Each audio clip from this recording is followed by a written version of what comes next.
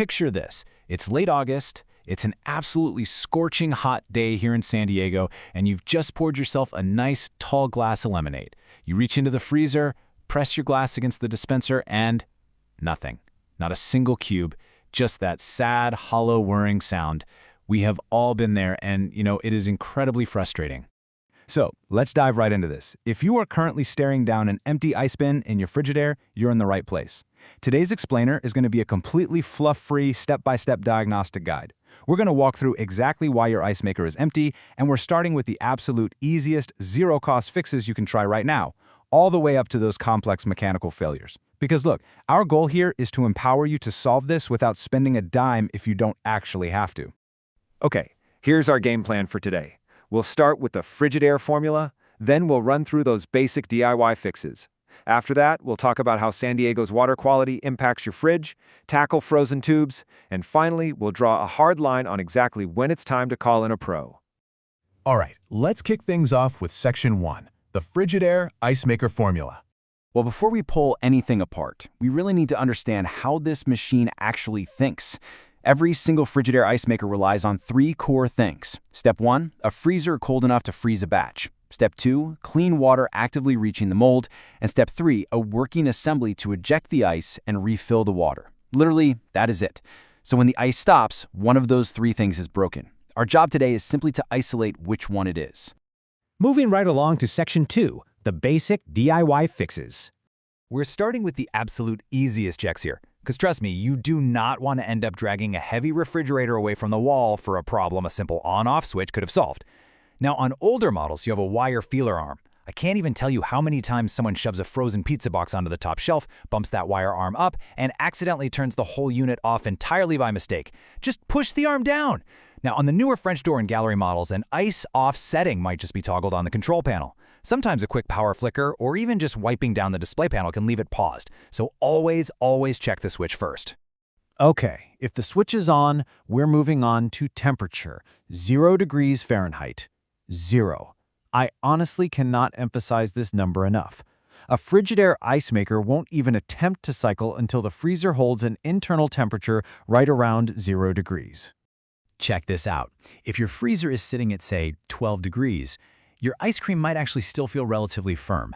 But above roughly 10 degrees Fahrenheit, the mold is never going to freeze a full batch.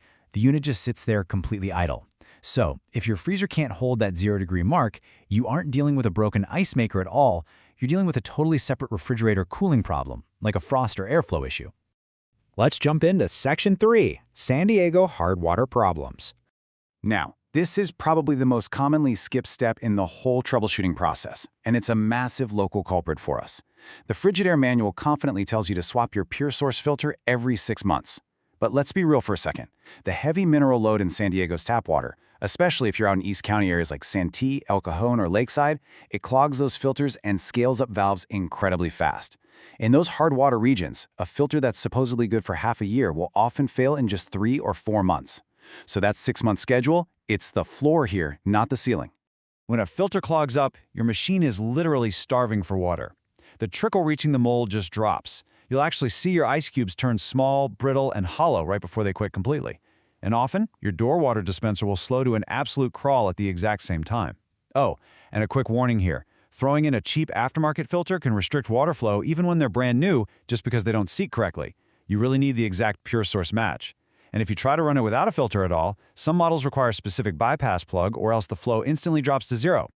All right, Part 4, dealing with frozen tubes.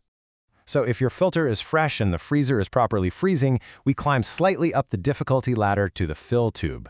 This is the little plastic line carrying water directly into the ice maker mold. It freezes over when a slow drip or a weak inlet valve lets water just sit there and refreeze between cycles. When that tube ices up, the next fill has nowhere to go, so the mold stays bone dry. If you grab a flashlight and look inside, sometimes you can literally spot a solid plug of ice right at the end of the tube.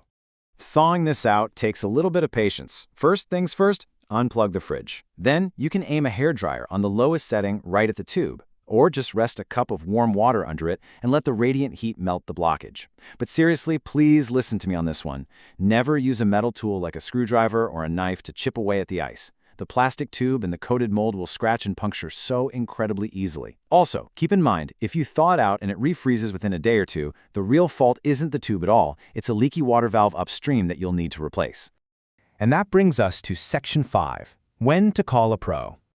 We've reached the climax of our troubleshooting hierarchy here, and we really need to draw a hard line on when a weekend DIY job turns into a live-wire electrical issue. Checking switches, swapping water filters, thawing those tubes out, you can totally handle those. But when the problem traces back to the electric solenoid inlet valves, a fully dead electrical assembly, or a kinked supply line that requires dragging the whole fridge out and dealing with house plumbing shutoffs, that is exactly when you hand it off to a qualified appliance repair pro. You really want to avoid electrical dangers or, worse, flooding your entire kitchen. Just to demystify it a bit, when the pros step in, they're getting right behind the back panel. They're going to check the saddle or shutoff valve for proper house water pressure. They'll test the electric solenoid inlet valve for live voltage during a fill cycle. And if the water gets there but absolutely no ice drops, they test the ice maker assembly itself. And remember, that entire assembly combines a mold, a thermometer, a heater to loosen the cubes, and an eject motor. If that motor or the heater fails, the pros usually just replace the whole assembly as one single guaranteed piece. Babe, before you pick up the phone, I've got one last brilliant pro tip for you from our source material. Check for clumped ice. Seriously, sometimes old ice from a really humid stretch of weather just clumps into a massive solid glacier right in the bin. The auger motor tries to push it to the dispenser and fails, which makes it seem like the expensive motor seized up. Just completely empty the bin, wipe it entirely dry, and try again before you jump to conclusions. Now, whatever fix you end up doing, you absolutely must remember the rule of 24. Give it a full 24 hours. An empty bin won't refill in an hour. You really have to manage your expectations here. The freezer has to bring that new fill water all the way down to 0 degrees, and the machine cycles slowly.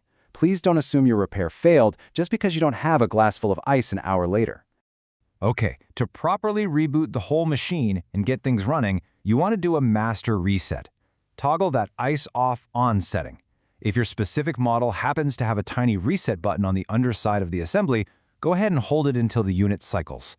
If neither of those works, just pull the plug on the entire fridge for 5 minutes. That clears the control board's memory. Plug it back in, make sure the ice maker is enabled, and then, say it with me, wait 24 hours for a full batch. Now, if you've run through this entire checklist, the switch, the temperature, the filter, the tube, and the bin is still completely dry, well, it's time for backup. Our source for today's explainer, Repair Pro San Diego, points out that local pros actually carry these common Frigidaire valves and assemblies right on their trucks, which is great because it means if the DIY checklist didn't solve it, they can usually finish the job in a single same-day visit. You can give them a call at 858-988-7787. So I want to leave you with this final thought. Is your ice maker actually broken, or does it just have a bumped switch, a clogged filter, and a desperate need for a master reset?